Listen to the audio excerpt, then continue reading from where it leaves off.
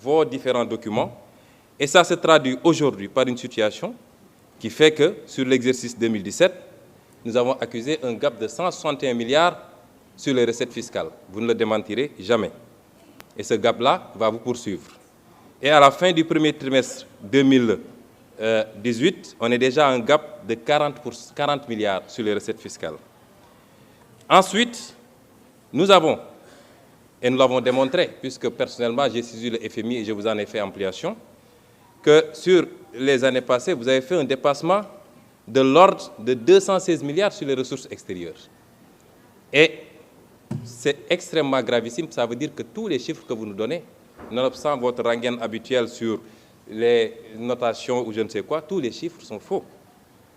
Et voilà les causes de la difficulté de trésorerie, malgré les dénégations. Et ça conduit à quoi? Ça conduit à une frénésie de l'endettement, 61% sur le PIB. C'est inadmissible pour le Sénégal. Parlons des eurobonds, 100 milliards en 2009, 250 milliards en 2011, 250 milliards en 2014, 660 milliards en 2017 et 1184 milliards aujourd'hui. Et vous nous dites que vous n'avez pas de difficulté. Pourquoi cette frénésie de l'endettement? Pourquoi, dans le cadre de cette loi de finances-là, vous êtes encore dans cette dynamique de créer toujours et encore des taxes? Mais si on examine les 3 taxes que vous créez, prenons la première, la taxe spéciale du secteur des télécommunications. Elle vient remplacer une autre taxe de la même nature qui a été votée ici il n'y a même pas un an, en 2017.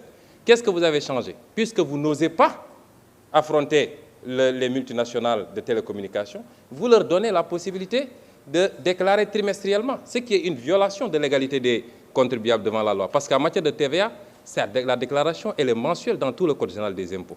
Vous avez reculé parce que les entreprises de télécom avaient dit qu'ils ne paieront pas.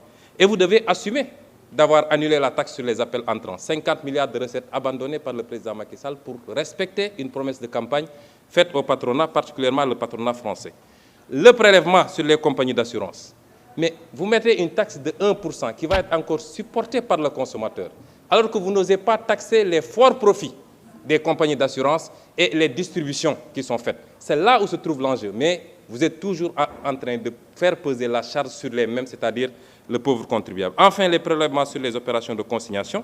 Monsieur le ministre, nous savons que ce prélèvement est taillé sur mesure pour la société de droit suisse qui s'appelle Adax Énergie, qui fait l'objet aujourd'hui d'un redressement de 100 milliards fraude fiscale sur ces opérations-là. Et nous suivons de très près l'arbitrage qui est sur votre table, parce que nous savons que cette loi, elle est taillée sur mesure pour cette société.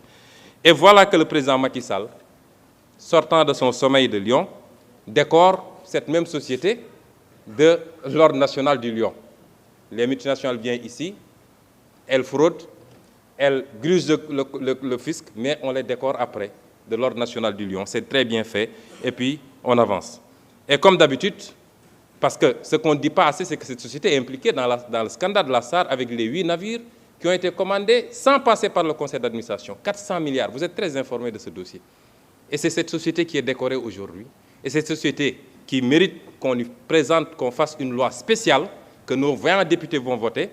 Il y a une plainte aujourd'hui à Londres et une plainte au Sénégal. Notre Assemblée nationale aurait dû s'autosaisir si elle était digne de son nom. Et je sais très bien que le président de notre auguste Assemblée connaît bien cette société, presque propriétaire de Oryx, dont il a été lui-même actionnaire, même s'il se défend d'avoir cédé ses actions depuis 2006. Voilà ce qui se cache derrière cette loi de finances rectificative et comment le Sénégal est géré sous Macky Sall, c'est-à-dire c'est les lobbies, c'est les amis, c'est les intérêts et c'est la famille. C'est ça la gestion du Sénégal.